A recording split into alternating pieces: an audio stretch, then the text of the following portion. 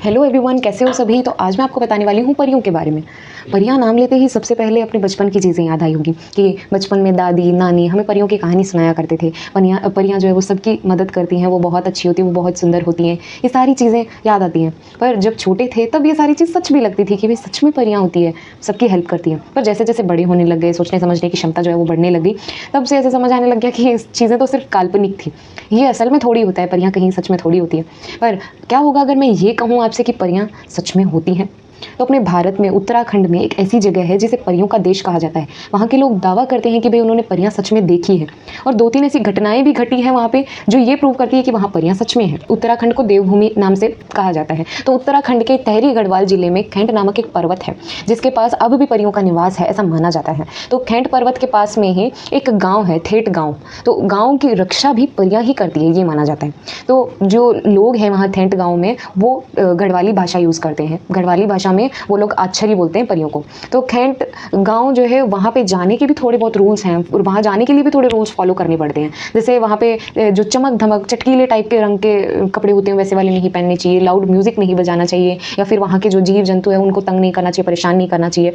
वहाँ का जो पर्वत है ना, वो इतना सुंदर है, इतना सुंदर है। जैसे हम कहानियों में देखते थे कि भाई परियां इतनी सुंदर है तो उनके रहने के स्थान भी बहुत सुंदर है, तो उसी तरह से जो पर्वत है वो इतना सुंदर है। वहाँ जगह जगह इतने सारे सुंदर फूल खिलते हैं, कई सारे फल वाले पेड़ भी हैं, फलदार पेड़ भी हैं, मतलब बहुत सुंदर। वहाँ के जीव जंतु भी इतने शांत प्रकार के, वो जगह बहुत शांत है।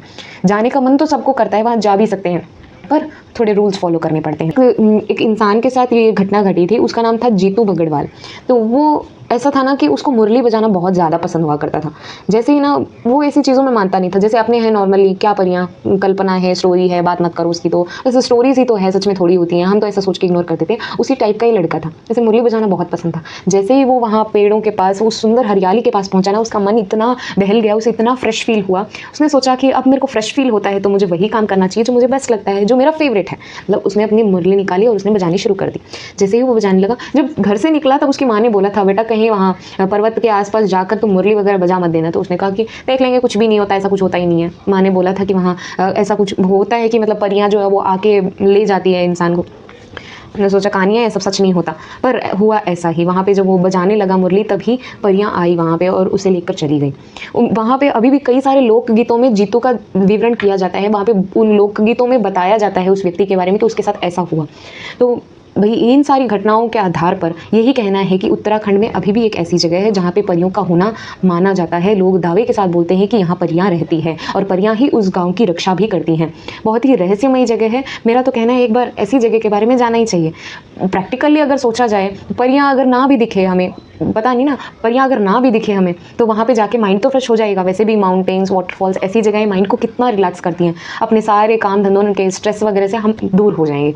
तो घूमने के लिए ऐसी जगहें तो बेस्ट होती हैं। तो एक बार जाइए और मुझे बताइए।